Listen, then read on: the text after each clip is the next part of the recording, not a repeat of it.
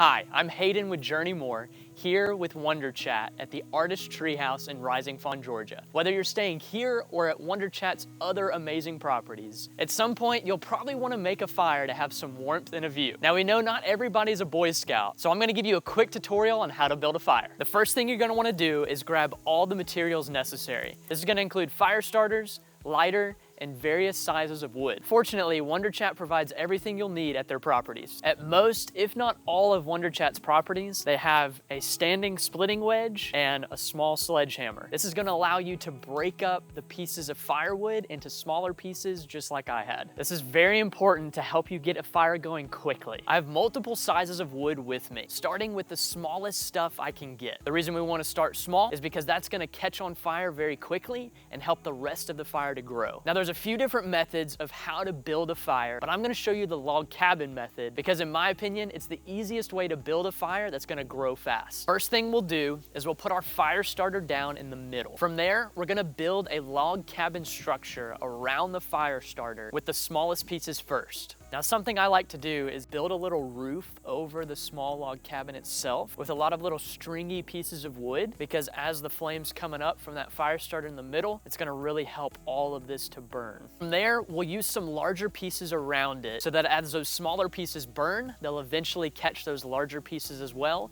giving you a full fire. Another tip, a fire needs airflow in order for it to burn and grow. So be sure to keep some space in between the wood, that way air can get in there and help it to grow.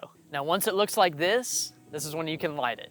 And just keep in mind, it doesn't have to look this perfect. So now I'm gonna light the fire starter down in the log cabin.